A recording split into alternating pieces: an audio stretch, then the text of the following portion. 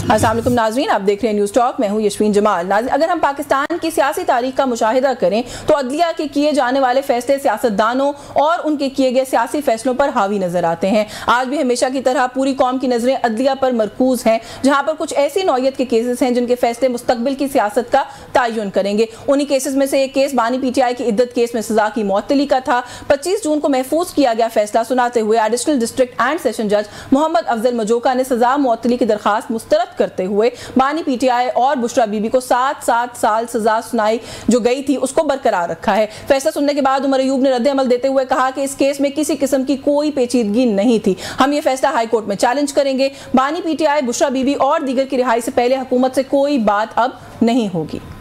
हम लोग अपना कानूनी हक रखते हैं। इस फैसले को जो कि ऑटोमेटिकली हो जाना चाहिए था, इसमें कोई ऐसे टेक्निकल डिटेल नहीं थी, इसको हम लोग हाई कोर्ट में फिल फॉर चैलेंज करेंगे। शहबाज शरीफ उसको कौमी असेंबली के फ्लोर पे भी मैंने फॉर्मूला का किसी किस्म की बातचीत जब तक इमरान खान, बुशरा बीबी, हमारे जितने असीरान कैद में हैं उनकी रिहाई तक और चार्जेस खत्म होने तक किसी किस्म के साथ कोई बातचीत किसी के साथ नहीं होगी। दूसरी तरफ सुप्रीम कोर्ट में सुन्नी इत्तेहाद काउंसिल के मखसूस नशिस्तों के हवाले से जारी केस की समाअत पीर के दिन 11:30 बजे तक मुलतवी हो गई है। आज होने वाली समाअत में मौजूद अदलिया ने इलेक्शन कमीशन के किरदार पर काफी सवाल उठाए। जस्टिस मुनीब अख्तर ने कहा कि इलेक्शन कमीशन ने तहरीक इंसाफ को कहा कि आपको निशान नहीं मिलेगा। सुप्रीम कोर्ट ने इलेक्शन कमीशन का फैसला बरकरार रखा, लेकिन ऐसा नहीं कहा कि तहरीक इंसाफ को इंतखाबात से ही बाहर कर दें। जस्टिस जमाल मंदोखेल का कहना था कि सियासी निशान बाद की बात है, उम्मीदवार इंतखाबात में हिस्सा लेता है, पार्टी नहीं। उम्मीदवार सिर्फ पार्टी के साथ अपनी वाबस्तगी जाहिर करता है। उम्मीदवार का हक है कि उसे इंतखाबात के लिए निशान मिले। वाबस्तगी का मुआहदा उम्मीदवार और जमात के दरमियान होता है। आप कोई कानून की एक शिक दिखा दें। इलेक्शन कमीशन ने उन्हें कैसे आजाद डिक्लेयर कर दिया? जैसे मंसूर अली शाह ने रिमार्क्स दिए कि इसका जवाब यही है ना कि आपने बस इंतखाबी निशान ना होने पर इस जमात को इलेक्शन से बाहर रखा। बस हमें यह बता दें इलेक्शन कमीशन ने कब कहां बैठकर यह सोचा। जैसे अतर मिनल्ला का कहना था कि इसका मतलब हुआ कि इलेक्शन कमीशन ने सुप्रीम कोर्ट के फैसले की गलत तशरीह की है कि अहम पार्टी को इलेक्शन से निकाल दिया। अब इंतखाबी निशान का फैसला देने वाला बेंच आपको खुद बता रहा है कि आपकी तशरीह गलत थी। इलेक्शन कमीशन के वकील सिकंदर बशीर ने दलाइल देते हुए कहा कि ये सिर्फ ऑब्जर्वेशंस हैं, अभी इससे मुताल्लिक कोई फैसला नहीं आया है। इंतखाबी निशान वाले फैसले के खिलाफ नजरसानी ज़ेर इल्तवा है। चंद उम्मीदवारों ने कागजात नामजदगी वापस लिए और खुद को आजाद उम्मीदवार जाहिर किया। आजाद उम्मीदवार सुन्नी इत्तेहाद में शामिल हुए। केस मेरा नहीं, सुन्नी इत्तेहाद का है। देखना होगा कि अपील में सुन्नी इत्तेहाद ने क्या दलाइल और हकाइक सामने रखे। आजाद उम्मीदवार के लिए पार्टी ज्वाइन करना जरूरी है। इस पर जस्टिस मुनीब अख्तर ने कहा कि उम्मीदवार ने खुद को आजाद उम्मीदवार जाहिर ही नहीं किया। इलेक्शन कमीशन ने उम्मीदवार को आजाद बनाया, इलेक्शन लड़ा, फिर जमात के साथ मुंसलिक होना चाह रहे हैं तो इलेक्शन कमीशन कह रहा है कि कैसे शामिल हो सकते हैं। इस मौके पर इलेक्शन कमीशन के वकील सिकंदर बशीर की जानिब से मखसूस नशिस्तों से मुतालिक इलेक्शन एक्ट के मुख्तलिफ सेक्शंस पढ़कर सुनाए गए। उनका कहना था कि अगर मखसूस नशिस्त यानी लेनी है तो जनरल सीट जीतनी पड़ेगी, तो सुन्नी इत्तेहाद जीतने में नाकाम रही है। आजाद उम्मीदवारों का सुन्नी इत्तेहाद से कोई ताल्लुक नहीं था। चीफ जस्टिस ने वकील इलेक्शन कमीशन से दरियाफ्त किया कि आपको कितना वक्त लगेगा। 1-2 मिनट। वकील ने जवाब दिया मुझे काफी वक्त दलाइल देने में लगेंगे। चीफ जस्टिस ने कहा हम तो कोशिश कर रहे हैं कि जल्द खत्म करें, पीर का दिन रख लें 11:30 बजे, तहरीक इंसाफ की लिस्ट आज मुहैया कर दें। वकील सिकंदर बशीर ने कहा मैं तहरीक इंसाफ की लिस्ट दे दूंगा। सुप्रीम कोर्ट ने दीगर वकला को तहरीक इंसाफ की मखसूस नशिस्तों से मुतालिक लिस्ट मुहैया करने की हिदायत कर दी। जस्टिस याया आफरीदी ने भी हिदायत जारी करते हुए कहा कि दीगर उम्मीदवारों के सर्टिफिकेट और डिक्लेरेशन भी मुहैया कर दें। अब एक फैसला तो पीटीआई के खिलाफ आ गया है, देखना यह है कि मखसूस नशिस्तों के केस का ऊंट किस करवट बैठता है। जी नाज़रीन, इन सभी इशूज़ पे बात करेंगे। हमारे साथ बात करने के लिए प्रोग्राम में मौजूद है पाकिस्तान मुस्लिम लीग नवाज से मेंबर है नेशनल असेंबली के बैरिस्टर दानियाल चौधरी ने ज्वाइन किया। बहुत शुक्रिया दानियाल आपका आपके वक्त के लिए। और पाकिस्तान तहरीक इंसाफ से मेहरबानो कुरैशी हमारे साथ मौजूद है। मेहरबानो कुरैशी साहिबा, आपसे अगर गुफ्तगू का आगाज कर लूँ, क्योंकि ये इद्दत के सजा मुअत्तली बड़ी निगाहें थी, बड़ी नजरें थी, कुछ लोग उम्मीद का इजहार भी कर रहे थे, लेकिन मेजॉरिटी वैसे जो खवातीन वहाँ रूटीन में जाती हैं केस अटेंड करने आप लोगों की, वो ये कह रही थी कि हमें उम्मीद नहीं है। और मेरा ख्याल है कि वही हुआ जो उनकी एक्सपेक्टेशन थी और जो दरखास्त है उसको मुस्तरद कर दिया गया। क्या कहेंगी इस पर? जी बिस्मिल्लाहिर्रहमानिर्रहीम। सबसे पहले तो अस्सलाम वालेकुम यास्मीन। बिल्कुल मैं आपको बताती हूँ, मुझे भी उम्मीद नहीं थी। हालांकि खवातीन होने के, एक खातून होने के नाते और जितनी भी खवातीन वहाँ पे मौजूद थी, हम सब चाहते तो यही है कि इतना घटिया नौयत का केस उसको अदालत से बाहर फेंक दिया जाए। क्यों? क्योंकि ये आगे जाके मुस्तकबिल में जो खवातीन के हकूक हैं वो भी बहुत बुरी तरह से इससे मुतासर होंगे, क्योंकि आपने एक लीगल प्रेसिडेंट बना दिया। अव्वल तो आपने मैं पता है इस केस पे जब मैं बात करती हूँ मुझे अल्फाज नहीं मिलते, बिकॉज मैं सोच भी नहीं सकती थी कि एक किस किस्म की घटिया सोच की जरूरत है आपको कि आप इस लेवल का केस बनाएं। चले बना लिया, आगे चला। आपने देखा कि पिछली बार जब अदालत में ये चला और उस पे लग रहा था कि जज साहब का माइंड किस तरफ जा रहा है, तो उनके ऊपर प्रेशर डाला गया, उन पे अदम एतमाद किया गया और उन्होंने फिर इतना दबाव बनाया कि उन्होंने रिक्यूज किया और ये एक और जज के आगे लगा। जब ये इनके आगे लगा हमें तो उम्मीद कम ही थी, क्योंकि देखिए इस वक्त हम जानते हैं अदालतें बहुत से दबाव के नीचे हैं। हाई कोर्ट तक के जजेस जो है वो कह रहे हैं कि उन पर दबाव है, तो एक डिस्ट्रिक्ट कोर्ट से तो हम उम्मीद नहीं। लेकिन मेहरबानो साहिबा बहुत सारे केसेस में जो आपके मुखालिफिन है वो कहते हैं आप लोग को धड़ाधड़ रिलीफ मिले चले जा रहा है, आप कोई एक अदर डिसीजन खिलाफ आ जाए तो फिर ये कहना कि अदालतें दबाव में है। जो मुखालिफिन है वो ये कहते हैं कि जो चीज अच्छी फेवर में आ जाए वो तो अच्छी है, जो फेवर में ना आए वो ठीक नहीं है। ये भी तो कोई सही रवैया नहीं है। नहीं, ये रवैया नहीं है। देखिए, और रिलीफ आप उसको कहते हैं कि अगर आपको कोई चीज कानून से हट के अगर मिले तो उसे हम रिलीफ कहेंगे, मगर अगर कानून के मुताबिक फैसले होते हैं तो उसको आप कहते हैं कि कानून अपना दुरुस्त रास्ता इख्तियार कर रहा है और मुल्क में इंसाफ हो रहा है और होता नजर आ रहा है। अब जिन केसेस में जिसको ये रिलीफ कह रहे हैं, हमें रिलीफ मिल रही है, वो केसेस हैं कि जिसमें साल से ऊपर हो गया, ये आज तक शवाहिद ही पेश नहीं कर सके और जो शवाहिद इन्होंने पेश किए वो इतने मजायका खेज हैं कि जजेस के पास भी और कोई रास्ता नहीं बचा कि वो बरी करें उसमें जितने भी अक्यूज्ड हैं। तो या तो फाल केसेस बनाएं या फिर झूठे मुकदमे ही ना बनाएं, वो मुकदमा बनाएं कि जिसमें कोई दम हो। So basically you're saying का सवाल है, जी आई एम सेइंग कि हमें देखिए मुझे तो पूरा यकीन था कि इस कोर्ट से हमें कोई इंसाफ नहीं मिलना है, इसीलिए सलमान अकरम राजा साहब ने इसको इस्लामाबाद हाई कोर्ट में भी अपील किया हुआ है। 13 जुलाई को उसकी समाअत शुरू होगी और इंशाअल्लाह हाई कोर्ट इसको सेटिसाइड करेगा, जिस तरह आपने देखा था कि साइफर केस सिफर हुआ हाई कोर्ट में जाकर। बिल्कुल ठीक है। सो आप ये कह रहे हैं कि ये नतीजा वही आया है जो आप एक्सपेक्ट करी थी। दनियाल चौधरी साहब, कल प्राइम मिनिस्टर ऑफ पाकिस्तान ने पार्लियामेंट में गुफ्तगू की। उन्होंने गुफ्तगू के अंदर कहा जी कि हम मुज़ाकरात अगर कोई आना चाहता है और बात करना चाहता है, जो हार्डशिप्स फेस कर रहे हैं बानी पीटीआई, उसके हवाले से तो हम तैयार हैं, आके बात करें। आज जब ये डिसीजन आया तो उमर अयूब खान साहब ने कहा जी कि इस तरह से तो कभी बातचीत नहीं हो सकती, अब तभी बात होगी जब वज़ीर आज़म इमरान खान बाहर आएंगे। Thank you Yasheen for inviting on the show. बिल्कुल देखें, जो उनका तरीका है या जो उनकी सियासत का तर्ज है वो है ही ये कि इमरान खान हैं तो ये मुल्क है, इमरान खान हैं तो पाकिस्तान है, इमरान खान है तो आईनी इदारे और पार्लियामेंट है, और अगर इमरान खान नहीं है तो मुल्क को आग लगा दो, मुल्क को बंद कर दो, पाकिस्तान को आग लगा दो, सिविल नाफरमानी करो, 9 मई करो, अपने शोधाओं के मुजस्मे जलाओ। ये इनकी सोच की नकासी करता है। ये मैं I am not talking about one person, ये जो सॉफ्टवेयर है ये सबके दिमागों में इसी तरह डाला गया है। और इसको देखें आपने, लेकिन लीडरशिप की जो बात है वो तो सभी पार्टीज का नहीं है, आप लोगों का भी ये नहीं है कि नवाज शरीफ, आप भी एक पॉइंट पे कहते थे वो हैं तो है वरना कुछ भी नहीं है। हम तो देखें, हमने 2018 में हमारे साथ क्या क्या ज्यादतियां पहले नहीं हुई थी।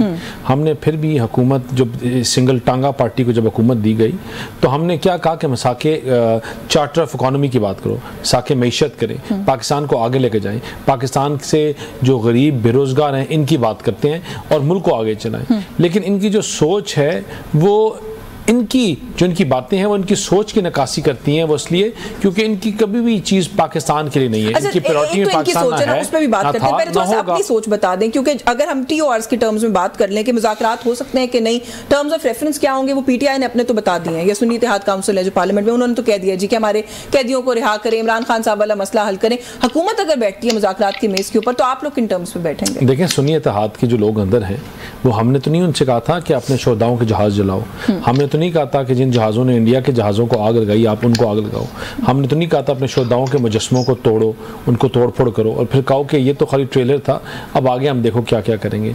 लेकिन इसके बावजूद आई वेरी स्ट्रांगली थिंक कि justice delayed is justice denied. ठीक है ना, जो लोग इन्वॉल्व थे उनको सजाएं होनी चाहिए थी और टाइमली होती, कभी आपने इस पे कभी गौर किया होती, और क्योंकि इन्होंने यहाँ से देखें उनकी सजाएं तो तो तैयार पड़ी हुई हैं जो लोग इन्वॉल्व थे, लेकिन तैयार होने से का मतलब पता है, मतलब ये है कि उनके क्योंकि देव हर्ड द केसेस, जो स्पेशल कोर्ट्स बने थे उनमें प्रोसीडिंग्स पूरी हो गई हैं, चीजें सारी हो चुकी हैं। जहां पूरी हो गई है वहां से बरी हो रहे हैं वहां से बरी हो रहे हैं इनके लोग। I am talking about special courts जी। अच्छा, स्पेशल कोर्ट्स क्या बात करें, जहां इनके ट्रायल्स हुए थे। अच्छा, उसके अंदर भी प्रोसिक्यूशन कमजोर, पुलिस की इन्वॉल्वमेंट इस तरह की कि पता लगता है कि डिले करने की कोशिश। स्पेशल कोर्ट्स में तमाम चीजें पूरी हैं और तो फिर क्यों नहीं आते फैसले? देखिए, फिर यहाँ हमारा जो लीगल सिस्टम है उसकी इंटरवेंशन भी एक चीज़ है और गवर्नमेंट जो है उसकी ये कोशिश है कि चीज़ों को बैठ के मफाहमत के साथ हल किया जाए, लेकिन जो लोग इन्वॉल्व हैं उनको सजा मिलनी चाहिए। और जब तक आई थिंक क्योंकि कोर्ट्स की वजह तरफ से डिले है और जब वो सजाएं मिलेंगी तो आप पे डेटरेंस जो है कि दोबारा ना करने वाली चीज़ ये फैलनी चाहिए। ये नहीं हो सकता कि आप जब एक मॉब और एक जत्था उठे और वो किसी के ऊपर हमला कर दे, जब एक जत्था उठे तो उनको कोई चीज़ नहीं पसंद तो किसी को सवात में आग लगा दे, जब किसी की बात से डिसएग्री करे तो उसको तोड़ फोड़ करने शुरू कर दे। ये लॉलेसनेस जो है, ये लॉलेसनेस है, इससे मुल्क जो है आगे नहीं बढ़ सकता। ये तमाम 9 मई और क्या था। हाँ। देखिए ना, द स्टेट जो आपने स्टेट के ऊपर हमला किया, स्टेट हैड टू ऑप्शंस, अच्छा बिफोर आई गो टू मेहर और टू शो कमेंट कर दें। खैबर पख्तूनख्वा ने 9 मई के केसेस की इन्वेस्टिगेशन के लिए जुडिशल कमीशन का बाज़ाब्ता ऐलान कर दिया, विफाक भी कर दे। ये इतना बड़ा इशू है जो कि किसी कोने पे जा नहीं रहा, रिजॉल्व नहीं होकर दे रहा। आप लोग जुडिशल कमीशन बना दें, वो तो पीटीआई का अपना मुतालबा है, कहते हैं बनाएं। के ऊपर स्पेशल कोर्ट्स बनाए गए हैं, मिलिट्री ट्रायल्स हो चुके हैं, उनके डिसीजंस पेंडिंग हैं। मैं तो कमीशन की बात कर रही हूं, दैट्स अ सेपरेट। देखिए कमीशन, अब आप कह रही हैं कि जब पूरी कहानी खत्म हो गई तो हम फिर जीरो से शुरू करें। हम तो वेट कर रहे हैं कि जो कोर्ट्स ने स्टे ऑर्डर्स दिए हुए हैं वो वकेट हों और आगे चीजें प्रोसीडिंग्स चलें। मैं मेहर से कमेंट ले लूं। प्रोसीडिंग्स और चीजें आगे नहीं चलेंगी तो चीजें फिर खत्म नहीं होंगी। Before I go for a break, जी मेहर आप कुछ ऐड करना चाह रही हैं? जी, but you will have to give me 5 minutes.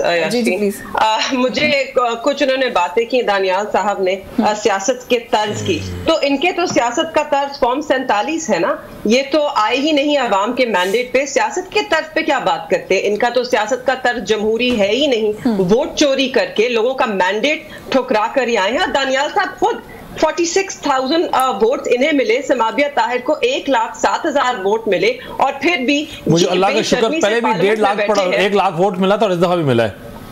Daniyal आपका जब ट्राइब्यूनल में जाएगा ना तो दूध का दूध पानी का पानी होगा, बिल्कुल होगा और आपके सामने चीजें आएंगी। ये वही ट्राइब्यूनल्स हैं, ये वही ट्राइब्यूनल्स हैं कि जिनको आप ऑर्डिनेंस लाकर तोड़ने की कोशिश कर रहे हैं। हम किसी को तोड़ने की कोशिश नहीं कर रहे, अल्लाह का शुक्र किसी यही तो आपका प्रोपेगेंडा है। अच्छा, पर आपके फॉर्म 45 और 47 किधर गए? बाई इलेक्शंस में किधर गए फॉर्म 47 और 45? किधर गया? किधर गए बाई इलेक्शन में? एक सीट तो आपने जीती नहीं बाई इलेक्शन में, एक सीट आपने जीती नहीं, पूरी इनकी उठा के हम 12 बाई इलेक्शंस लड़े, सारे हमने बाई इलेक्शंस जीते। ये इनका हाथ देखिए, साइफर क्या था, साइफर लहराया, फिर उसके बाद साइफर मफरूजा बन गया, फिर 35 पंचर लहराया, 35 पंचर, इन्होंने 35 पंचर का 4 साल नारे लगाते रहे, उसके बाद 35 पंचर की मफरूजे बन गए। जब भी आप इनकी किसी चीज के ऊपर आप कोई क्वेश्चन उठाएंगे, जब आप इनको रोकेंगे तो ये फॉर्म 45 भी बनेंगे, साइफर भी बनेगा, 35 पंचर भी आएंगे, मुल्क में गद्दारी के सर्टिफिकेट, ये सारी चीजें आएंगी। मेहरबानो साहिबा, मुझे आपको इंटरप्ट करना पड़ जाएगा, मैं क्विक ब्रेक ले लूं, ब्रेक से वापस आके आपसे गुफ्तगू का आगाज करती हूँ। म्यूजिक ब्रेक जी बिल्कुल, मैं वापस आती हूँ, इस पे बात करते हैं। Viewers will take a break here, हमारे साथ रहिए। जी वेलकम बैक नाज़रीन। ब्रेक पे जाने से पहले मेहरबानो साहिब, आप कोई पॉइंट रेस करने की कोशिश कर रही थी, उस वक्त हम कर नहीं सके आर्गुमेंट के अंदर, प्लीज अपनी बात मुकम्मल कर लीजिएगा। जी बिल्कुल, मगर मैं बात मुकम्मल करने से पहले एक दरख्वास्त करूंगी दानियाल साहब से। जरूर कड़वी बात जो है उस पे इंसान जरा आग भगोला होता है, मगर ट्राई एंड स्टे काम। मुझे मुकम्मल करने दीजिए, आपकी जब बारी आएगी तो आप जवाब दीजिएगा, आप ट्राइब्यूनल में जाके जवाब दीजिएगा दानियाल साहब, क्योंकि आपको भी मालूम है, आप जाके देना, आप लड़ते ना, आप लोग लड़ते हैं मूसा के खिलाफ, कासिम के खिलाफ इलेक्शन बाय इलेक्शन, आप लोगों को लड़ना चाहिए था इलेक्शन, क्यों नहीं लड़े? मैं पॉइंट पूरा ले लेती हूं, लड़ना था, अभी लड़ना चाहिए था इलेक्शन। चले मेहरबान साहब, आप मुकम्मल कर लें प्लीज। जी जी बिल्कुल, तो इनकी सियासत का तर्ज तो आपके सामने खुला चिट्ठा है, पूरा पाकिस्तान जानता है। अब जहां तक ये अदालती कार्रवाई की बात कर रहे हैं और डिलेज की बात करते हैं, तो देखिए वो डिलेज जो है सिर्फ स्पेशल कोर्ट्स तो नहीं है ना। इस वक्त तो पाकिस्तान में आपके सामने आ गया कि MPO 3 के ऑर्डर्स के 3000 से जायद 4000 से जायद लोगों को पंजाब के अंदर सिर्फ गिरफ्तार किया गया इन ऑर्डर्स के तहत। किस तरह एक जमात को सियासी इंतकाम का निशाना बनाया गया, ये मुझे अब कहने की जरूरत ही नहीं है, लोग जानते हैं, लोग देख चुके हैं। जो डिलेज है वो डिलेज इस वजह से आ रहे हैं बिकॉज बहुत सारे केसेस हैं स्पेशल कोर्ट्स को छोड़ के कि जहां पर प्रोसिक्यूशन की तरफ से या आयोग की तरफ से कहा जाता है कि हमारी इन्वेस्टिगेशन ही नहीं मुकम्मल हुई, इसीलिए हम आज भी जुडिशल कमीशन की बात करते हैं। और जुडिशल कमीशन पे एक और नुक्ता, अगर तो इनके पास इतने ठोस शवाहिद मौजूद होते तो मुझे बताइए क्या एक एक फर्द के खिलाफ 6 शहरों में 25 FIR दर्ज होती?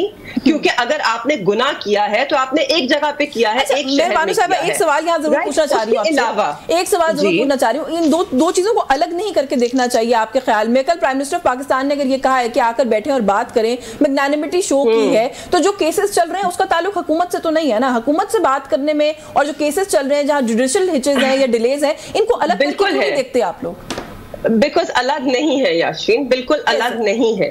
हुकूमत का जो तर्ज अमल है, देखिए आप पार्लियामेंट में खड़े होके बातें बहुत सी कर सकते हैं, अगर उन बातों को आप एक्शन के साथ बैक नहीं करते हैं तो वो खोखली बातें कहलाती हैं। और खोखली बातों पर तो सिर्फ तो सियासत नहीं की जाती है। उन्होंने एक बात की, वो सिर्फ इट्स ऑल फॉर्म नो मतलब ऑल फॉर्म नो सब्सटेंस, इनकी तो पूरी सियासत ही यही है इस वक्त। हुकूमत में भी सिर्फ फॉर्म ही फॉर्म है, सब्सटेंस ही नहीं है। तो जहां तक और ये मिलिट्री ट्रायल्स में सिविलियंस की बात कर रहे हैं, तो दानियाल साहब एक he is an officer of the court, मुझे बताइए कि क्या एक जमहूरियत में, अगर तो हम ये मान लें कि हम जमहूरियत हैं, क्योंकि इस वक्त मुझे नहीं लगता कि पाकिस्तान में जमहूरियत नाफिज है, एक जमहूरी मुल्क के अंदर क्या सिविलियंस का मिलिट्री ट्रायल होना चाहिए? ये वो सवाल है जो सुप्रीम कोर्ट में भी बैठा है, मगर उम्मीद है कि चीफ जस्टिस साहब को वक्त मिल जाए और वो उस अहम केस को भी टेक अप करें और इसके ऊपर हमें जवाब मिले, क्योंकि सिविलियंस का ट्रायल मिलिट्री कोर्ट में नहीं होना चाहिए। जी, वो मैं बल्कि उसकी तरफ भी आती हूँ, रिजर्व सीट्स वाला मामला। जी, दूसरी चीज, बंद अदालतों में कभी इंसाफ नहीं होता, बंद कमरों में इंसाफ नहीं किया जाता है।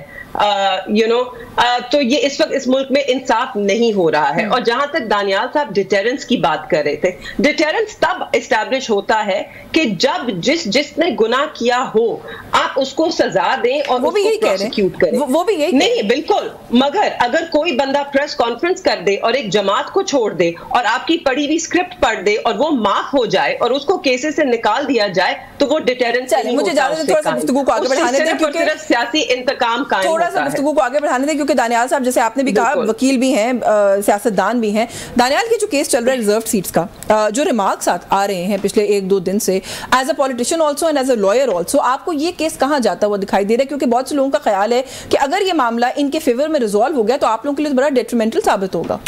देखें, पहले जो जिस तरह इन्होंने बात की कोर्ट्स की, मिलिट्री कोर्ट्स की, 21D जो है वो आपको लॉ में प्रोविजन देता है इस चीज़ की, जब आपके आर्म फोर्सेस से रिलेटेड चीज़ों की इंस्टॉलेशंस के ऊपर हमला किया जाए और उनको आग लगाई जाए, तोड़ा जाए, तो उसके ऊपर ये कानून में स्पेस है। नहीं, कानून की बात नहीं, आई थिंक वो जो बात करी, आई थिंक एक डिबेट तो है ना ह्यूमैनिटेरियन पॉइंट ऑफ व्यू से कि क्या सिविलियन केसेस को जाना चाहिए। लेकिन ये आपको मैं कानून की बात कर रहा हूँ, डिबेट की नहीं। तो ये दिस इज द प्रोविजन। दूसरी बात आप कह रही हैं कि जो सुप्रीम कोर्ट में केस चल रहा है, देखिए मैं उस केस के ऊपर तो देखिए उन्होंने कहा है कि हमारे फैसले की तशरीह गलत की गई है, कैसे आजाद किया इन लोगों को? देखिए मैं I can not comment on it the matter till the time decision नहीं आता, लेकिन एक चीज़ बड़ी क्लियर है कि देखें आपका वो जमात जिसने इलेक्शन में जिस जमात के इलेक्शन में लड़ने का प्रोसेस ही ना हो, जिसकी रिजर्व सीट्स ही ना हो और जिसकी रिजर्व सीट की लिस्ट ही ना दी हो, तो उसको रिजर्व सीट्स कैसे मिल सकती हैं? पहली चीज़। यहाँ हमने देखिए सेनेट का इलेक्शन था, हमारे से सिंबल लिया गया था, हमें सिंबल नहीं था हमारे पास, हमने इंडिपेंडेंटली इलेक्शन लड़ा सेनेट की सीट्स के ऊपर। अब ये ओपन ट्रायल था इनका, जहाँ इन्होंने अपना सिंबल लूज किया। ये पूरे पाकिस्तान के सामने इनकी आई कोताहियां और अब तो देखिए ना, एक ऑनरेबल सुप्रीम कोर्ट के जज कह रहे हैं कि ये फैसले की तशरीह गलत की है इलेक्शन कमीशन ने। मैं तो सुप्रीम कोर्ट के इस चीज के ऊपर अभी नहीं बहस कर सकता जब तक डिसीजन नहीं आता। लेकिन जो बात है वो ये है कि इनकी नाअहली जो सिंबल इनसे लिया गया वो हमारी गलती थी, वो हमारी वो थी, इनकी कोताहियां नलायकियां। आपका मुल्क अगर नोज डाइव गया तो वो इनकी नलायकियों से। अगर इनका देखिए ना, मुझे बात बताएं, कैसे भूल जाते हैं? हम अपनी 16-17 महीने की नहीं अपनी हुकूमत भूलते। मैं इनकी बात कर रहा हूँ जो मुल्क को तबाही की दिहाले में जाके आपने खड़ा करा दिया, 4 साल आपने मुल्क को जख्मी कर दिया। आपने हमने तो इनकी लगाई हुई आगों को बंद किया। हमने तो ये पाकिस्तान को जो आपको मुल्क को आइसोलेशन में छोड़ के चले गए। पाकिस्तान का इन्होंने एक ही शक्ल पूरी दुनिया को बताई कि पाकिस्तान एक चोर मुमालिक है, हम चोर हैं, हम डाकू हैं, हम ये हैं। इनकी एक स्टेटमेंट से आपकी इंटरनेशनल एयरलाइंस वरान बस बन गई। एक ये एहतसाब की बात करते थे, पूछे इनसे एहतसाब कमीशन का हेड कौन था केपीके में? वरान बस थी या नहीं, उड़ तो रही थी ना, कनाडा अमेरिका जा रही थी। आपने अपने मुल्क के सारे पायलट्स को आपने उनकी डिग्रियों को सबटाज कर दिया। एहतसाब की बात करते थे, एहतसाब कमीशन का बताएं, इन्होंने 11 साल नैब को केपी में ताले लगाए लगे रखे। बताएं किसी हेड का नाम। एहतसाब कमीशन को बंद किया, वेसल ब्लोअर एक्ट लेके आए, करोड़ों रुपया लगाया, एक केस फाइल नहीं हुआ। इन्होंने झूठे सोशल मीडिया के ऊपर इनकी कैंपेन थी, सोशल मीडिया के प्राइम मिनिस्टर थे, सोशल मीडिया की जमात थी। कैसे सोशल मीडिया के प्राइम मिनिस्टर और कैंपेनर्स थे? और उठा के आज फिर ये झूठा एक नैरेटिव नहीं, ये नैरेटिव ये वही नैरेटिव है कि अमेरिका लंदन में ये जैक अपने पाकिस्तानी को छोड़ के जैक गोल्डस्मिथ को सपोर्ट कर रहे थे और पार्लियामेंट के खड़े होके फोरम पे कहते झूठ हमने नहीं किया। More than 85% of the American Congress supported जो ये बात कर रहे हैं, ये कैसे अमेरिकन कांग्रेस की बात मैं नहीं कर रहा, मैं तो बात कर रहा हूं पाकिस्तान की। नहीं आपने कहा इन्होंने मुल्क को आइसोलेट किया, इन्होंने इन मुल्क को इस तरह आइसोलेट किया। मुझे बताएं चाइना सीपैक किधर गया? CPEC was a game changer for Pakistan. Pakistan had to go to another level. Daniyal even China ने कहा है कि पाकिस्तान में जो इलेक्शंस हुए उसकी तहकीकात कराएं। चाइना ने आपके साथ काम करना रोक दिया। क्या बातें कर रही हैं? आपके प्रोजेक्ट्स रुक गए। जो अरबों रुपए के प्रोजेक्ट्स इधर लगने थे वो बांग्लादेश चले गए, वो इंडिया चले गए, आप इंटरनेशनल आइसोलेशन में चले गए। पहले आपने कहा कि हमें हटाया अमेरिका ने है, अमेरिका के खिलाफ नारे लगाए। फिर आपने कहा नहीं अमेरिका हमारे साथ है। फिर अमेरिकियों को लेटर लिख के कहा कि नहीं हम आपके खिलाफ नहीं है। फिर आपने कहा आईएमएफ को आपने कहा कि पाकिस्तानियों के खिलाफ आपने आईएमएफ ने पाकिस्तान को पैसे दिए तो मुल्क बंद कर देंगे। ब्रेक ले लूं मेहरबान, मैं एक क्विक ब्रेक ले लूं। ब्रेक से वापस आके अमेरिकन जो एक अलायंस या जो एक कोऑर्डिनेशन की बात चल रही है, बड़ी तनकीद हो रही है आप लोगों के ऊपर इस करारदाद के बाद। इस पर बात करते हैं इस ब्रेक के बाद। हमारे साथ रहिए जी। वेलकम बैक नाजरीन। दानियाल चौधरी साहब और मेहरबानो कुरैशी साहिबा हमारे साथ मौजूद हैं। ब्रेक पे जाने से पहले दानियाल भी जो बात कर रहे थे ना मेहरबानो साहिबा, ये जो अमरीकी करारदाद है इसके हवाले से, इसको लेकर हुकूमती बहुत से सीनियर लोग बड़ी तनकीद कर रहे हैं। वो कहते हैं जी ये वही अमरीका जिसके खिलाफ एब्सोल्युटली नॉट कहा था, ये वही अमरीका जिसने साजिश करके हुकूमत को गिराया था, वही अमरीका जिसकी मुदाखलत पे बड़ा एतराज था। आज आप बड़े बल्ले बल्ले कर रहे हैं कि उधर करारदाद मंजूर हो गई। आप लोगों का तो वहां पर कोई गठ जोड़ चल रहा है जिस जो रिफ्लेक्ट हुआ है वहां पर उस करारदाद के अंदर, और जितनी पॉपुलर वो करारदाद हुई। एग्जैक्टली तो इनको तो फिर खौफजदा होना चाहिए कि इतना हमारा असर और वसूख कि हम डेमोक्रेट्स रिपब्लिकन दोनों को एक पेज पर ले आए। नहीं तो आप मान रही हैं 90 नहीं, मैं तो सार्कास्टिकली कह रही हूँ। 96% ऑफ कांग्रेस, 96% मतलब 3/4 से भी ज्यादा अक्सरियत में लोगों ने वोट किया है इस पर। अगर तो आप कहते हैं कि कोई एक जमात इस तरह इतनी इफेक्टिवली लॉबी कर सकती है अमेरिका में, तो फिर तो वाकई पाकिस्तान हमें चलाना चाहिए है, क्योंकि हम तो बड़े इफेक्टिवली पाकिस्तान की लॉबी कर सकते हैं। एक प्रिंसिपल एक बात तो है ना मेहरबानो साहिबा, इन प्रिंसिपल एक बात तो है ना कि उस वक्त अमेरिकी मुदाखलत गलत थी, आज कैसे ठीक है? याशीन एक सेकंड, तो ये मुदाखलत नहीं है ना, हमने इसमें कोई हमारा एफर्ट है।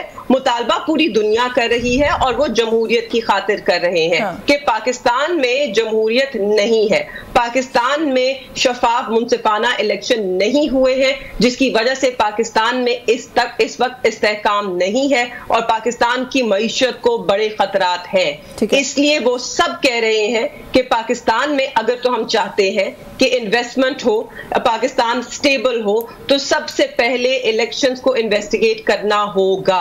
आपने SIFC जरूर बना दी, बड़ा अच्छा कॉन्सेप्ट है, 2 रुपए नहीं आए उसके जरिए आपके पास क्योंकि इस वक्त आपके मुल्क में बैठे पाकिस्तानी सरमायाकारी नहीं करना चाहते हैं, तो बाहर से पैसे कैसे आएंगे? क्योंकि इस मुल्क में इस वक्त इंस्टेबिलिटी है, और वो इंस्टेबिलिटी इसलिए है क्योंकि सब जानते हैं एक जाली हुकूमत जो फ्रॉड के तहत आई है वो बैठी है ढिठाई से, पाकिस्तान की अदालतों को आपने मफलूज करने की कोशिश कर रहे हैं।